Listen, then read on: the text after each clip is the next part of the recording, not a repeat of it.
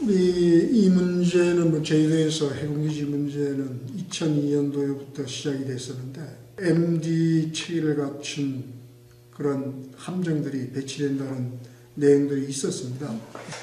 화순에서 주민의 반대에 부딪혔었고 2005년도 이후에는 비밀리 지역에 가서 해군이 추진하다가 거기에서 반대에 부딪혔고 2007년에 강정으로 오게 되었는데 그 해군이 추진 과정을 보면 이게 좀 그 지역 주민들의 동의를 얻어내는 민주적인 절차를 거쳐서 했었으면 좀 더 이렇게 문제가 불거지지 않고 전부 물밑 접촉을 통해서 추진을 했었기 때문에 그러니까 문제가 된 것이죠. 그리고 특히 제주도에 건설되는 해군기지는 국내 우리 안보를 위해서 건설한다고 하지만 저희들이 보기에는 그렇지 않다고 봅니다.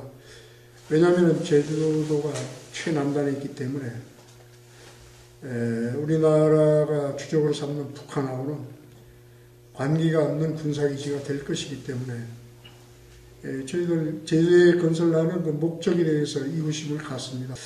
저희들이 보기에는 여기에 건설되는 것이 항공모함 선석이 마련됩니다. 15만 톤 이상 크루즈 선석이 바로 항공모함 선석이기 때문에 우리는 항공모함을 갖고 있지 않습니다. 우리나라는.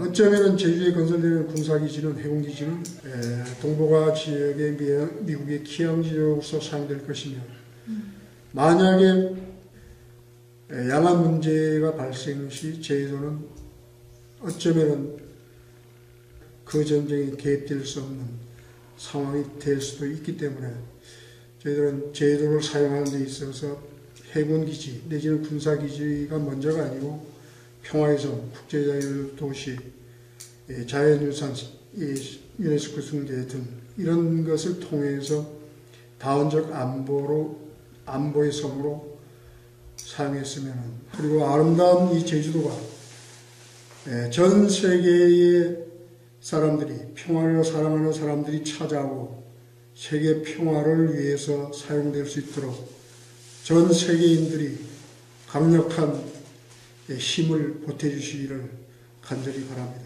지금 오늘이 4월 3일입니다. 제주도에는 1948년 4월 3일 사자망령이라 가지고 제주도민들에게는 아주 뼈아픈 상처로 남아있어요. 그때가 2005년 1월일 겁니다. 4.3 항쟁에 대한 대통령으로 처음 제주도민에게 사과를 했고 제주도를 세계 평화의 섬으로 선포를 했습니다. 그러나 정보에 국군에 의해 가지고 양민들이 학살된 사건 아닙니까? 그런 아픈 역사를 가지고 있는데 또다시 이런 일이 벌어진다는 것은 참 저희들한테는 너무나 가슴 아픈 일입니다. 제주도가 평화의 섬으로 선포된 데는 그만큼만 가치가 있는 것입니다. 지정학적으로 보십시오. 지금 우리나라는 세계 열강들에 둘러싸여 있습니다. 러시아, 중국, 일본, 미국. 그러면 우리가 추구해야 될 것은 무엇이냐? 결국 대화인 것입니다. 힘의 논리가 아닌 대화인 것입니다. 평화의 대화의 논리로서 그 열광들과 같이 외교도 하고 경제도 하고 이렇게 가는 것이 우리 대한민국이 미래의 전략이 아닐까 생각합니다. 설촌 400년 되면서 오손도손 살아왔고 제주도에서 제1강정이라 불리면서 지금까지 살아온 마을입니다.